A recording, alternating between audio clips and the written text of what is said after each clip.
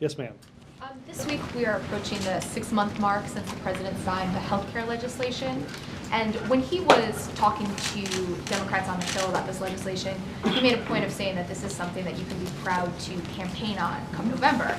And we are not seeing hardly any Democrats that supported healthcare campaigning on that legislation. Why do you think that's happening, and has the president asked them to do that now that we're approaching this? Look, the president is not directing the messaging or ads for individual candidates. Obviously, they'll do what they think and what they believe is best in terms of what they want to talk about in their districts. I think it's important, as you mentioned, that we're arriving at a point in which a number of the important consumer protections will kick in for health care, including important protections on pre-existing conditions, which represent truly landmark reforms. Look, I don't know. Again, we'll leave individual messaging decisions to individual candidates, but I think as you see over the course of the next few days, these consumer protections kick in. I think you will see and notice the type of protections that many Democrat and Republican had long wished for. That no longer can somebody be discriminated against simply because they're sick. Those represent meaningful, tangible reforms for the people of this country. But does it send any message about this legislation that these candidates who actually came out and voted for it feel like they can't campaign for it, that it's a negative for them to campaign on it? I don't think that's necessarily the case. And look, I turn on the TV all the time and see discussions on a large variety of topics that in the midst of political campaigns. But I think people that supported this and the families that they're working to protect can and should be proud of the accomplishment.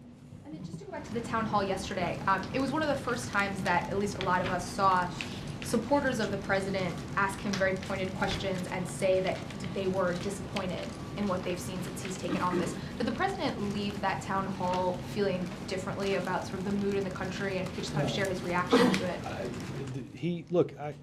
The president gets letters from people all across the country all the time. The president has an opportunity to talk to, whether it's in town hall meetings or as he travels around the country, to talk to people all the time. And the notion that somehow anybody is surprised that we're not where we want to be economically, I can't imagine. We certainly weren't surprised. I mean, I think the notion that people are frustrated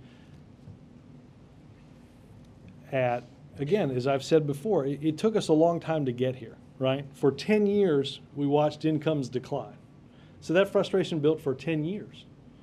I don't think anybody believed it was going to turn around in a year or a year and a half or in 20 months. And it's understandable that there's a lot of that anger and frustration out there. The notion that people that supported us would be immune to that frustration when the president himself is frustrated, I don't think is something that the president believed. Yes, sir. The Federal Reserve left interest rates unchanged today, but said it was stood ready to provide additional assistance to bolster the economic recovery. What's the administration's reaction to that, which seems to suggest a willingness to help to keep unemployment from rising? I am told by my friends at the Treasury not to comment on the actions of the Fed, and I don't see today is a good day to disregard that sage advice. Okay. Then let's China. The president said yesterday that China had not done enough to let the value of its currency rise. He'll be meeting Premier Wen on Thursday, I believe. Will the president be asking face-to-face for some kind of flexibility on the rise of the yuan? I think as the president said yesterday, this is a topic that comes up in conversations that are had at many different levels within the administration, be it with Treasury officials, White House officials, administration officials writ large. As he said, they've expressed a willingness to do so. but have not done everything that needs to be done. That we would continue to monitor that, and it is obviously an issue of concern, and one that was brought up on a recent trip that Dr. Summers and Tom Donilon were on, and I anticipate that it will be one of the many issues that will be brought up this week as well. Now, the Chinese Foreign Ministry said today that the U.S. should stop pointing fingers and take care of its own economic problems. In response to that? No. Yep. John Brennan went to Yemen, and coincidentally or not, Yemen is now in the midst of a new assault. Some officials in the government there believe that they may have Iraqi cornered. How much was Brennan's visit tied to this new military offensive, and what did Brennan say? I know he delivered a letter, but what did he say? Yeah, I've seen the reports of the actions in Yemen. I'm told they're not tied to anything that John did or said, or his presence there. I don't have any information on those reports. Obviously, the government has been involved for quite some time in a struggle against al-Qaeda and its extremist allies in the region that have sought to topple the government. I'm sure that John extended the continued message of our support for their efforts to do so. Have they been doing enough against AQAP? Well, look, I think without getting into operational details, I think that we have seen success there. Obviously, there is a lot of work to be done to keep countries and their governments safe and keep the American people safe, and we'll continue to do just that. And on health care, WellPoint, Cigna, Coventry One, rather, have all said they're going to drop children-only health insurance plans because of these new consumer protections that the administration is heralding. I'm wondering what your response is. Well, I think it's obviously very unfortunate that insurance companies continue to make decisions on the backs of children and families that need their help. First and foremost, the Affordable Care Act provides a host of protections that many of these families could only dream of. The child-only policies represent a very, very small part of the individual market. Nonetheless, the insurance protection lobby, AHIP, had previously stated their willingness to abide by the law and not make the decision that we see several of these insurers made. Obviously, we're very disappointed at the decision they've made, but in the end, the protections that we have are greater than, as I said, most of these families could ever have hoped for in terms of protecting their children from or ensuring that their children had access to the type of health care they could only dream of. You call them the Insurance Protection Lobby? I don't know what AHIP stands for, but for some reason P in my mind popped into protection, but it seems to fit, doesn't it? I just wondered if this was new. Okay. Robert, on Don't Ask, Don't Tell, Senator Susan Collins, confirmed to our group on the Hill that she has spoken with the Vice President. He's reached out to her, and that he understands in some ways her frustrations. This is somebody who agrees with the administration in repealing Don't Ask, Don't Tell, but says that Senator Reid, because there's not an opportunity for open debate or for offering amendments, that she cannot go forward and support the legislation. Is there a sense of frustration from the administration that you have an ally here who feels that because of the process she cannot support repealing Don't Ask, Don't Tell? Well, look, obviously we're grateful for her support of repealing Don't Ask, Don't Tell. I obviously did not hear the conversation that the Vice President had. My sense is there's a tremendous frustration on the part of many involved that we hear all the time about the procedural hurdles that many Republicans want to throw into this process. That's why it took 3 or 4 months for us to get a bill as seemingly non-controversial as small business tax cuts through the United States Senate. It is obviously our hope that we can get the defense bill done. The president, obviously, as you know, supports the repeal of Don't Ask, Don't Tell, and obviously the bill also included the DREAM Act, which is supported by Democrats, Republicans, and many in this administration. We'll continue to work on all of those fronts. Is Senator Reid being helpful or hurtful in the process? I think Senator Reid has done an incredible job at leading the United States Senate and is being helpful on making progress on what's important to families. Is there anybody from the administration who's encouraging him to perhaps change this so that there would be open debate, or? Well, again, let's understand what Mitch McConnell and others want. Open debate is a grab bag of a grab bag of ideas that are probably left for a different time. Again, this was the notion that somehow we weren't having open debate on a small business bill, and a very simple, non-controversial bill took 3 or 4 months. That's why we have nominees waiting 500-600 days that pass committee unanimously because of slowdown tactics. Again, we'll continue to try to make all this happen. On another subject, Twitter had a bug this morning. I noticed. Yes, you did.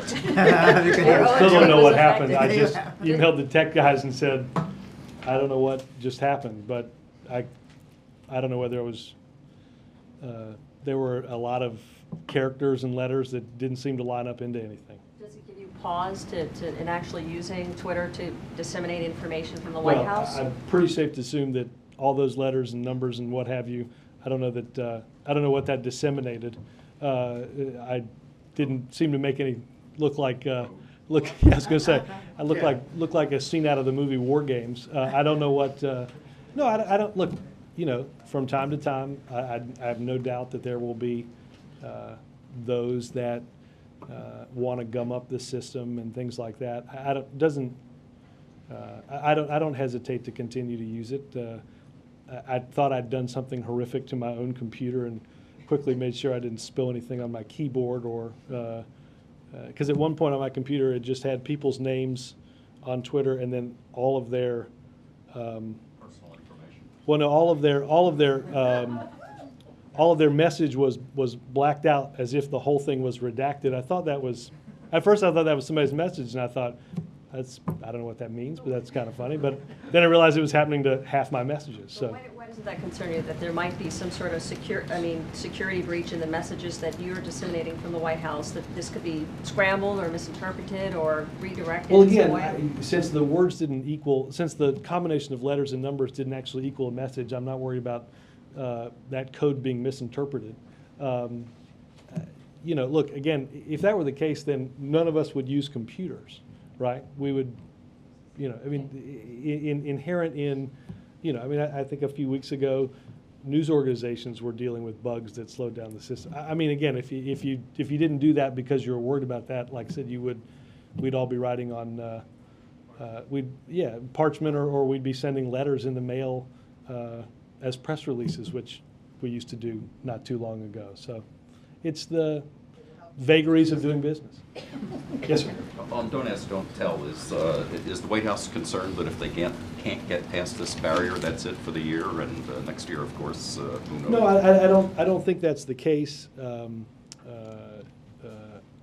The president obviously continues to urge Congress to act, and is working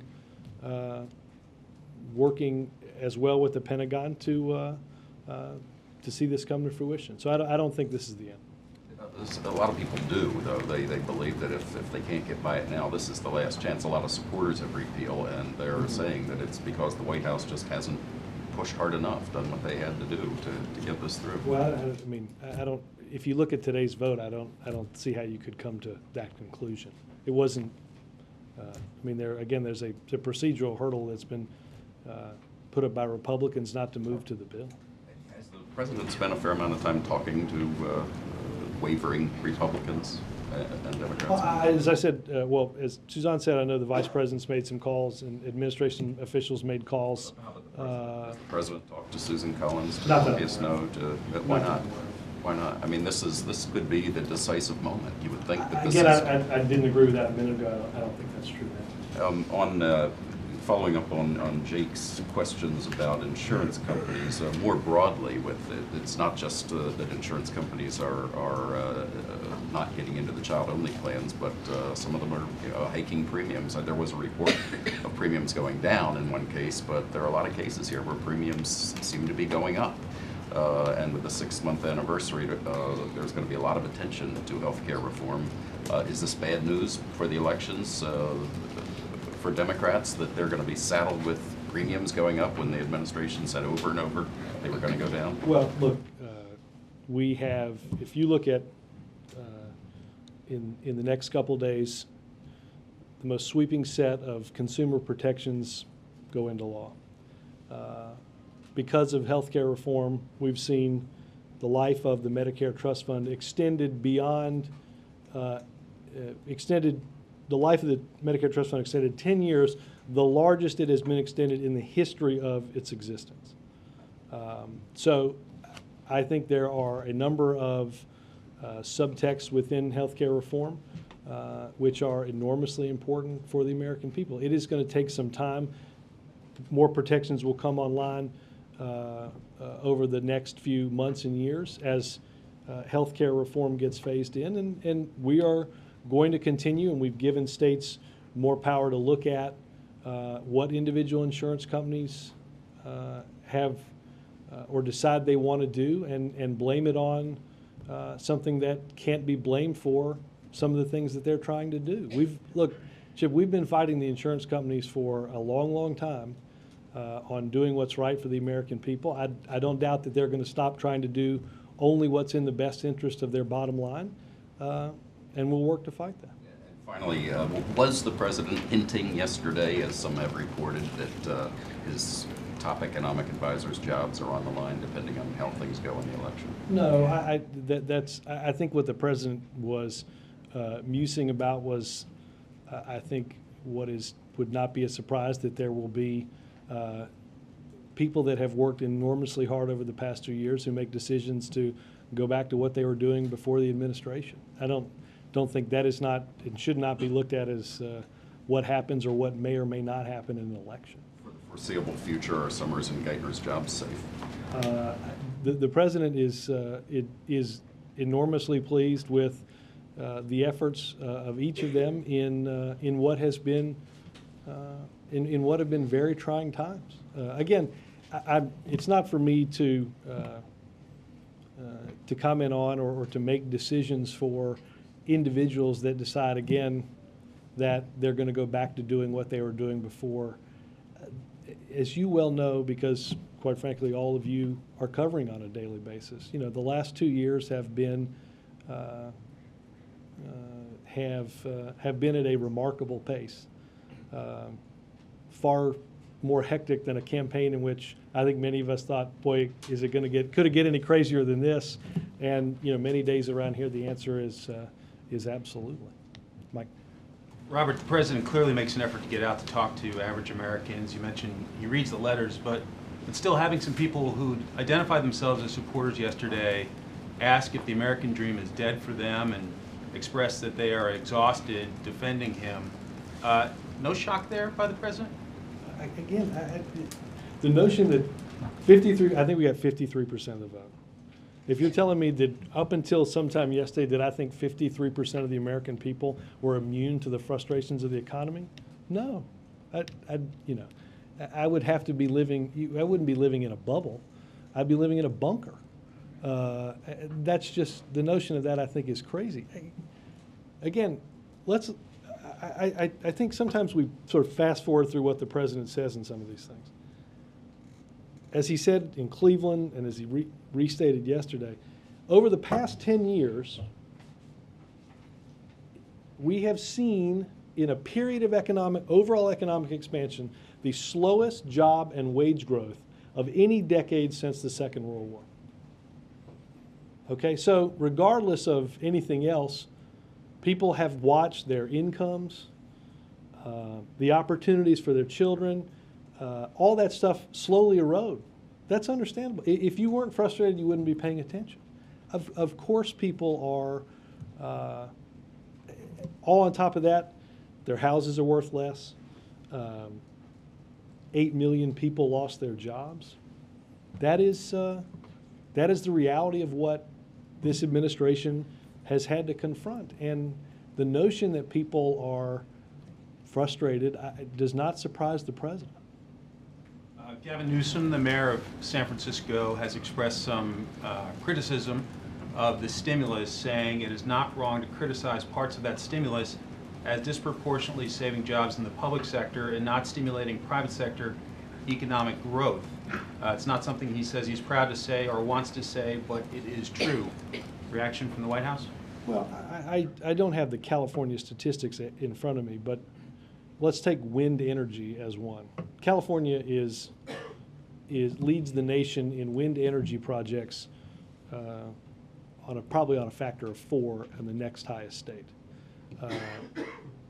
If you asked anybody in the wind energy business what was likely to happen to projects that depended on on private financing during the worst economy in a lifetime, the wind energy in and of itself will tell you that you were likely to see a huge shrinking of wind energy projects and maybe the death of an entire industry, given the credit demand problems that we face coming into office.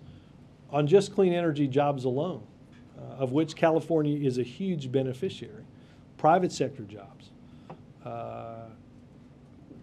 tax credit for wind energy, tax credit for manufacturing and things like that.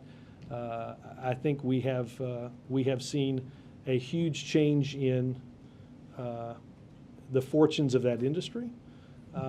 And again, most of that, if not all of that, is in the private sector. I think, have we taken steps to ensure that kids that go to school in San Francisco don't lose their teacher because of the budgetary problems that the state of California faces? You bet. Have we made sure that if somebody needs a police officer or a firefighter in San Francisco and doesn't fall prey to the budgetary situation in the city or in the state? You bet. And I think that, I don't know where the mayor is on that. I know that the American people think that's a good idea. This is arguably the mayor of the bluest of blue cities. Do you consider that disloyal to rip stimulus? I don't know if first I heard about it was when you told me. So I don't take it that personally. Yeah. You guys pushed back the other day on a story that suggested the Democrats were considering a national ad campaign portraying Republicans as all but taken over by the Tea Party. You said it wasn't true. And I guess my question is, if Republicans are nationalizing this election and making it a referendum on the president, why wouldn't you guys consider a national campaign in response along those lines? Well, we pushed back on a story that wasn't true because having been on some of these emails, everyone wondered what meeting they missed, where somebody wrote a story saying we were about to do a big national ad campaign when none of the people that would be involved in even thinking about that could remember that meeting. So your pushback was just about the mayor, it not being true. It's not that you're closed to that notion. Well, no. I mean, again, what was untrue was the fact that the story was predicated on a national ad campaign that was neither existed nor was being contemplated. Look, I talked about some of the choices that, as a result of candidates winning in certain states, narrowed the electoral map for Republicans because of some of the candidates they'd nominated, particularly in the Tea Party. And I don't doubt that we'll continue to do that. But we have,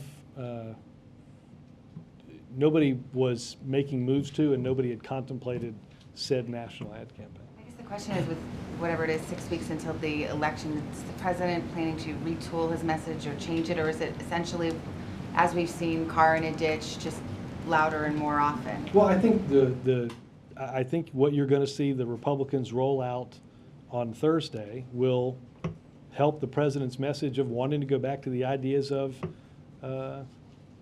2008. I think that's exactly what you're going to hear from them on Thursday, and I think that's why the president will continue to talk about that message. Is that message has not been compelling to date to voters. Doesn't that suggest How so? the retool? Well, just that in many, many races, Democrats are running behind. Well, again, you know, there's 6 weeks and a lifetime to go in politics. So, I mean, again, your own poll showed that the second most potent argument against a Republican in Congress would be going back to the policies of the previous administration. So, The president's policies weren't much better, right? they were better, actually, which is what an election is all about. Mark? Robert, do you know when the president's going to sign the small business jobs bill? I don't. I think the hope is that that the House will vote on that in the next couple of days, and our hope would be to sign that quickly, sometime maybe early next week, again, depending on when the House passes the bill and sends it down here. Can you tell us what's really going on the North Lawn? I mean, it Can looks I- like can I it looks tell you- like they're building something more than just Can I tell you? pipes and cables. As you all know, most of you have, if not all of you, have been in my office, and you can see these steel beams and this oil rig that's out on the front lawn. I have to assume at some point somebody's going to come in and tell me that they're adding a parking deck to the North Lawn, because that is the only conceivable thing that we could be doing. It's entirely possible that no, it's a whole project to upgrade and modernize a whole host of things. Again, the banging and the clanging and the drilling and the it is enough. If you want, our next infrastructure event will actually be right out there on the driveway, so it'll be open press. I got to tell you, it's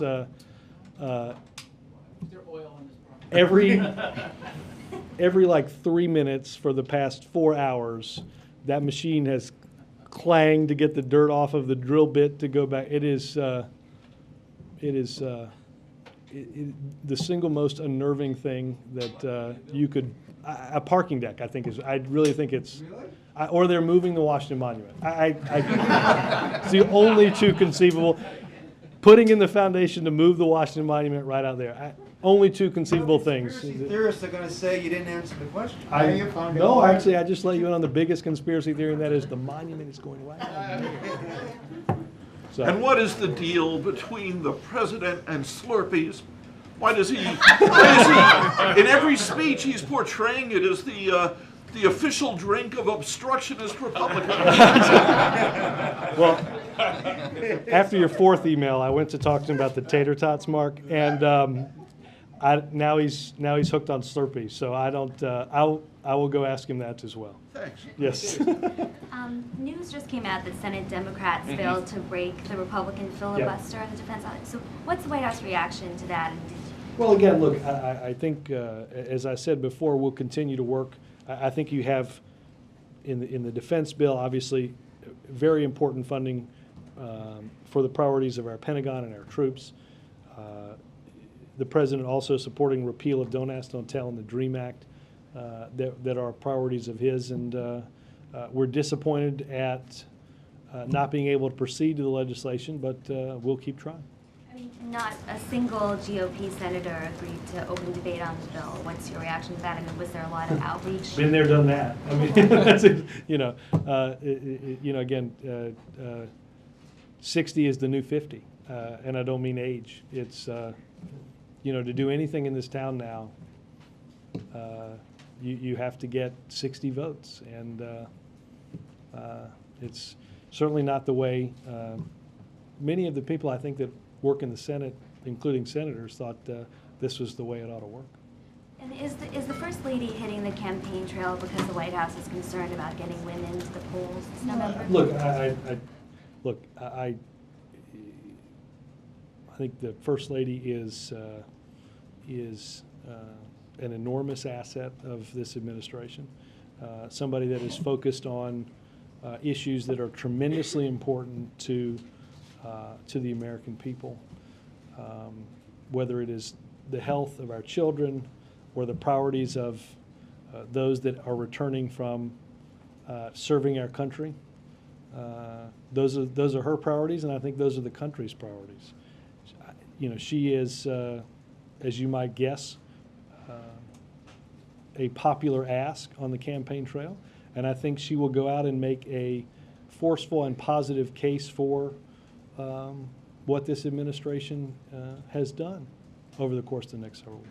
And on the UN meeting this week, do you see an opening for negotiations if North Korea's Kim Jong-il takes clear steps to name his youngest son as a successor at the Party Congress next week? Well, I will say this, North Korea, it is within the power of the North Koreans to come back to the table and fulfill the obligations that they agreed to in giving up their nuclear program and in ensuring a nuclear-free Korean peninsula. So it is well within their own power to make significant progress on that issue. And I think that would be a tremendous benefit to the people of North Korea who bear, who often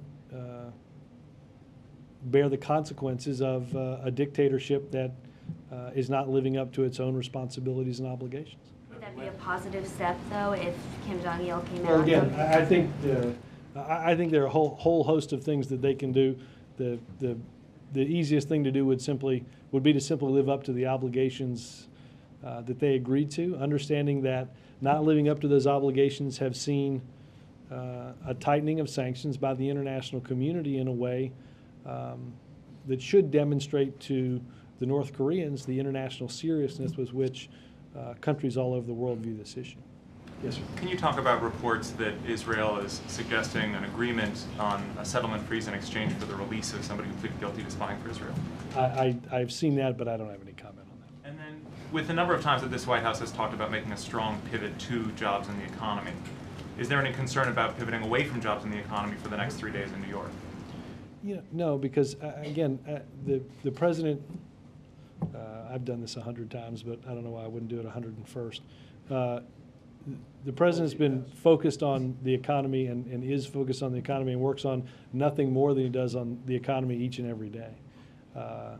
At the same time, I don't think people expect that we're not going to take the opportunity to improve our relationships around the world, and in discussing, quite frankly, with a whole host of nations over the next couple of days, how to improve our economy, for instance, by increasing our exports, which I know is a big topic with a number of the countries with which we'll be doing bilateral meetings over the next and multilateral meetings over the next few days. So I think it will again present an opportunity for the president to talk about a whole host of things that we can and should do,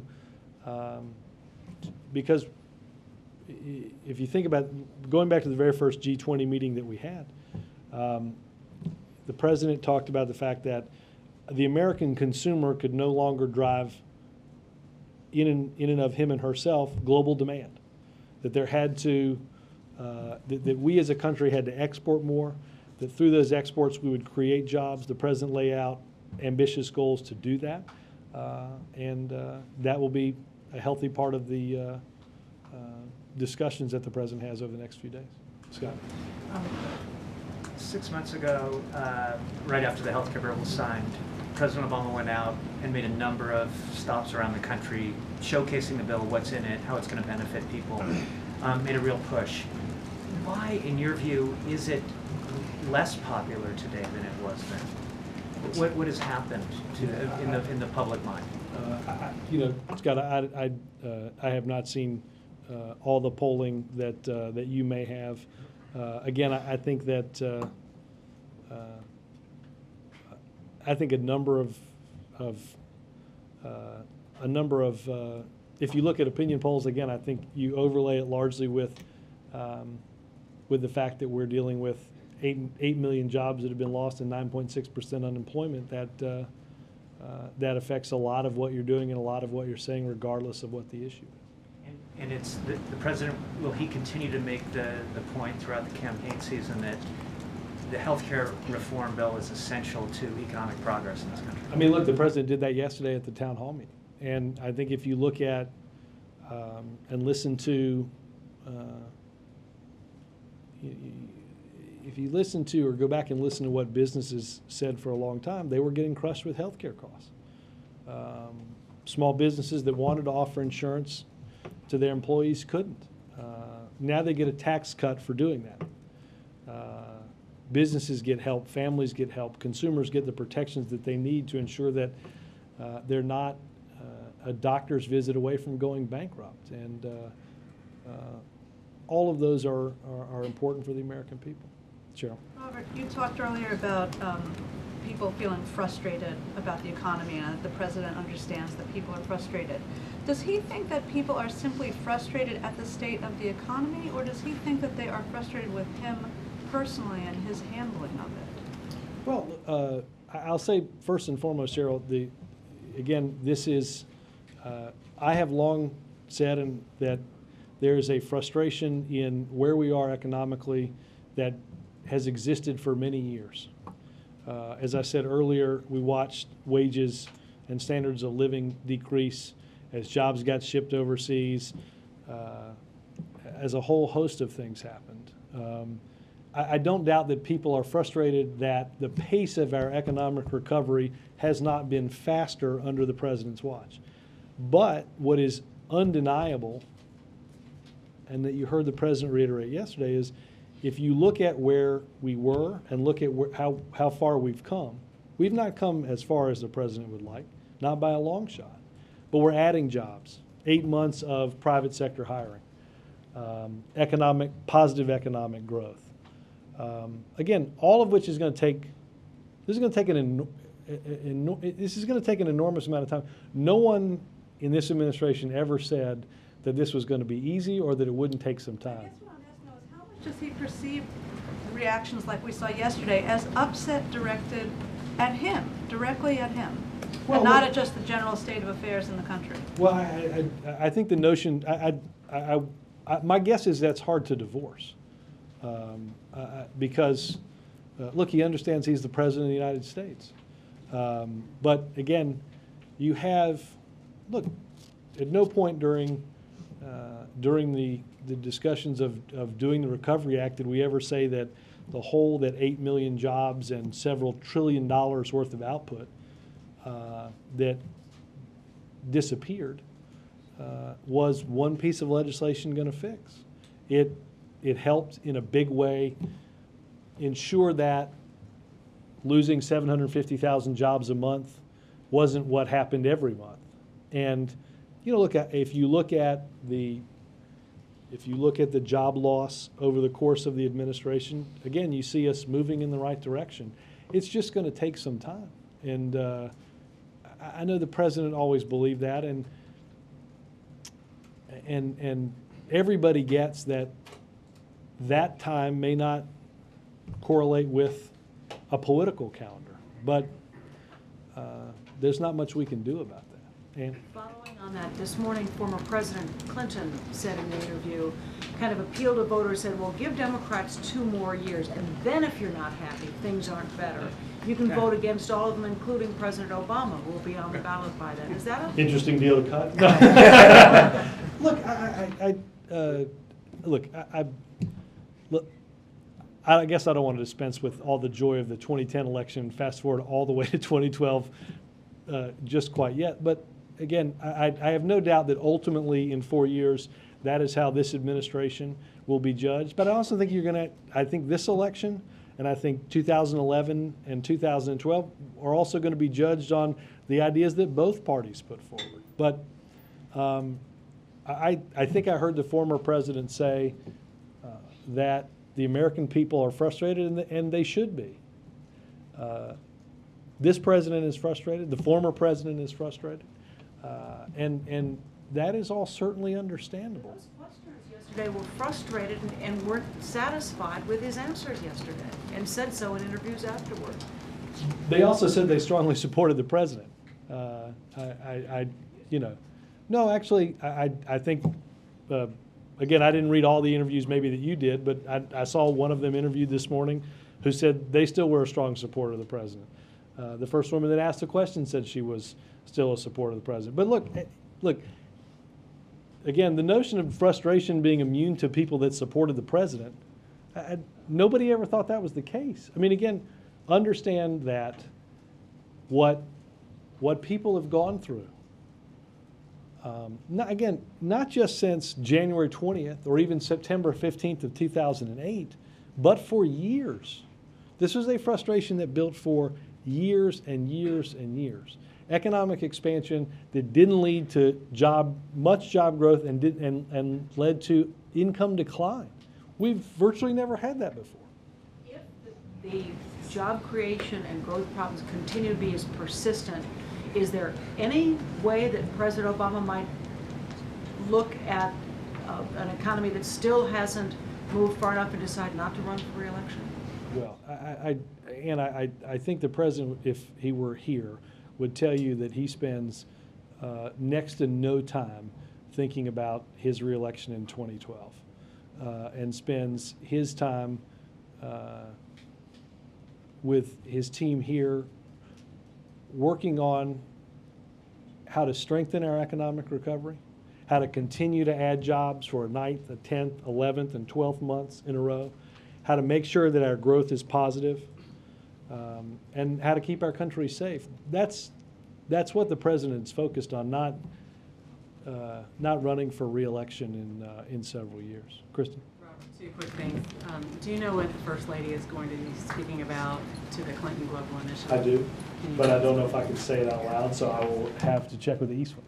Why is she delivering the message there? The president's introducing her, isn't that The president is introducing her, and then I think the president, if my scheduling memory is correct,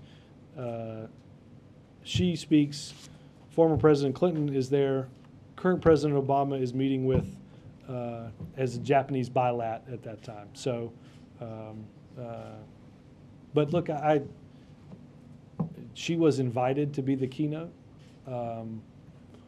I think that what she will talk about is something that follows on issues that she's worked on, and is something that is a priority of this administration and of hers personally.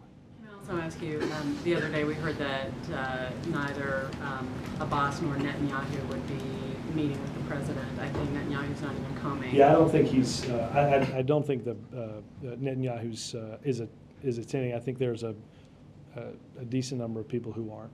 Is there an effort afoot by the White House to get both of them there, or for at least for the president to meet with the Palestinians? I think that we feel like the track that is ongoing, the direct talks, the commitment to do so every 2 weeks, that Secretary of State Clinton and former Senator Mitchell are shepherding through is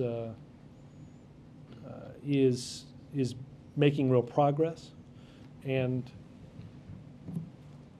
I don't think there's any big push to make sure that we have another one of those meetings in New York, as long as, I think, again, we're on the road to making progress on the direct talk track as we're pursuing right now. Kendra? And what's the message he's taking to the UN later this week, and what does he hope to accomplish in the Sudan meeting? Well, let me, I know there was a background call on this yesterday. I would refer you to some of that, and I have not seen the final remarks yet in terms of the larger message. Obviously, if you look at the meetings, again, that bilats with China, bilats with Japan, the ASEAN meeting, the Sudan meeting, are all somewhat unique, but have overlapping concerns, particularly on the global economy. We'll deal with the issues of North Korea and Iran. I don't doubt that Middle East peace is something that, though a direct meeting is not on the schedule, will be the topic of quite a bit of conversation there. Yes, ma'am. Robert, two questions on Don't Ask, Don't Tell. First of all, we know that she's been pushing out and extending her hand in conversation to senators, but has Lady Gaga reached out to this White House on Don't Ask, Don't Tell? She's a part of this now. I do not, she has not called me. I don't know the answer to that. I have not heard of, in all seriousness, I've not heard of, I've not heard that, no. He is not She's right. Oh, God. Yes, but I'm not daring going to do I'm that not on there camera. yet on Yes. Anyway, but on the serious note on Don't Ask, Don't Tell, on the contradiction of civil rights issues, and then the Department of Defense being one of the first organizations to integrate in this country, could you talk to me about what some perceive as a contradiction when it comes to this? Flesh that out for me a little bit. Flesh it out. It's a civil rights issue. They're being denied the repeal. And then this... Oh, sure. Okay. Look, April, this has been an issue that the president has believed was wrong and believed needed to be changed as a candidate in 2003, in a primary in Illinois, in the general election in 2004, as a U.S. Senator, and as a candidate for president. This is, I think the president believes, as former chairs of the Joint Chiefs of Staff believe, that this is a policy that simply does not make sense on a whole host of levels, and the House has passed a change in that policy. We are working with the Joint Chiefs and the Secretary of Defense on implementing on steps to implement a change, and we believe that a change is coming. And going back to my original question, you're talking about a change is coming, but isn't it still, as some perceive, a contradiction because, again, the Department of Defense was one of the first organizations to integrate, understanding that they needed all, and now you have this fight about repealing or not repealing. Right. Well, look, without really speaking much to the historical context, which I see where you're going, the president believes this is a fundamentally unfair policy. Has spoken out even when people, not just in the past couple of years, but over the course of his public career, even when this was not the most popular thing to say or do. But the president believes the policy is unfair and should and will be changed. Steve. Robert, on the economy, you said earlier this is going to take an enormous amount of time. How long? Well, I think it's going to take several years from, I think that getting through a recession as deep as the one that we were faced with, the sheer amount of job loss, the shock to the system, shock to our financial system, the change in our housing market. We're dealing with, in many ways, if you look at what happened and what cascaded downward all at a certain period of time, you're dealing with sort of the perfect storm. As I said, you've got folks who's lost, they and their friends have lost their jobs. Their housing values have decreased. For a long time, the credit market was completely frozen. There are a whole host of things. It wasn't just one thing that needed to be fixed in order to get the economy moving again. And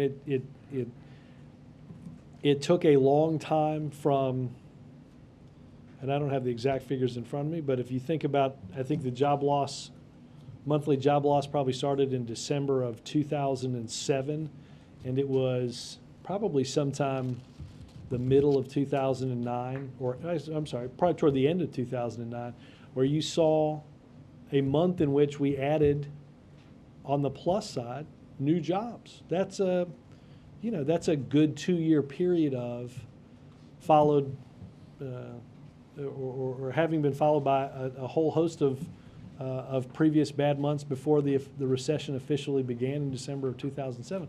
I just think it's going to take a long time to get out of the hole that we found ourselves in. There weren't any quick fixes. There aren't any silver bullets. If there were, we would have done so. I think that bespeaks to the frustration of what people are feeling. If you could, hit a button or flip a switch or make something happen overnight, you certainly would do that. The problems that we face were long-term, they were systemic, and they're going to take some time. Can I follow up on that? Sure. Just the CBO has, just on that same note, the CBO has projected that unemployment would remain above 8% until at least 2012. Does the administration have any kind of projections as to when it might go below 8%? I don't know if in the mid-session, I assume in the mid-session review there are some of those figures. I don't have those in front of me. I don't know. Yes, sir. Robert, given the frustration that was expressed with the president yesterday, is there anything that the president himself thinks that he may have done wrong on the economy, anything that he would want to take back in his handling of it at this point? Well, look, I've not asked that question, Keith, of him directly. I know that the president, again, feels the frustration. I think we were probably on a different trajectory sometime in the spring, and then things impacted our own recovery from Europe. But, you know, I think we have made a series of decisions, and the president's made a series of decisions that, while not altogether politically popular, were ones that had to be made when they were made. We used to ask Bush this question a lot. I mean, so no mistakes. He doesn't feel that he's made any mistakes so far. No, look, Keith, I haven't put this question to him directly. I don't know what he might say to that question. Again,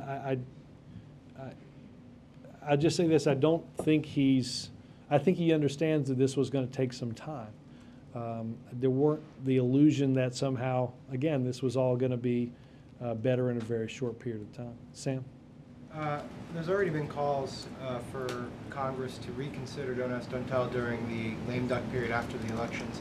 What's the White House's philosophy about legislative activity in that time frame? And I have a follow-up question after that. Yeah, Sam, you know, there has not been a lot of discussion around here on that I've been a part of on what happens sort of post-election in Congress. Obviously, there may well be a whole host of issues, including Don't Ask, Don't Tell, that remain undecided.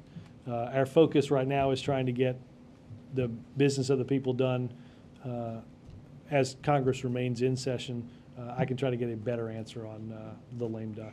And then the follow-up question is, I've had a couple progressive sources email me right now wondering why you're not hammering Republicans harder from the lectern. They note that not only did DADT not get overturned, but military funding was delayed today. And people, I think Secretary Gates has said that the DREAM Act is essential not only to immigration, but to help the U.S. forces readiness. Do you think that Congress ended up hurting the military readiness today? Sam, I'll repeat what I said earlier. I think that what we saw, the delay is frustrating because the bill contained important funding for the Pentagon and for our troops. It contained important priorities of this president and this administration in the DREAM Act and in repealing Don't Ask, Don't Tell. And, you know, once again, you have the new normal of needing to have 60 people agree to move forward on simply providing the Pentagon with the funding that it needs for its troops. And I think that is, it's a sad, sad day where that's the bar that everything has to go through in order to make progress. David? Thanks. Two quick ones. The Afghanistan report. The Afghanistan report, I think my camera tried to get in touch with you, and I think the Kerry office said that they had not delayed that on any wish of ours, but I would point you over to Senator Kerry's office to get the exact quote. Second question then. Do you think that Lady Gaga actually did more to help pass this bill this week than the White House? No, because we wouldn't be doing this if it weren't for the president, David. Robert, two questions. Hold on. I'm sorry, I thought you were talking about Lady Gaga. Have you ever heard me give an answer that short? No. Well, there's your answer. No, David, we wouldn't be taking on these issues if it weren't for the president. This is an issue that passed the House because of the president and this administration's work and the work of many members in Congress. But understand, David, as I just said, it takes 60 votes just to get on a bill. Just to consider a piece of legislation that funds the Pentagon takes 60 votes. It's something that is remarkable in our process, that we've come to this situation where simply funding the Pentagon takes the consent of 3/5 of those that are elected. And I don't think it's certainly not healthy for the way our government works, and it sets an awful precedent for getting things done in the future. Thanks, guys.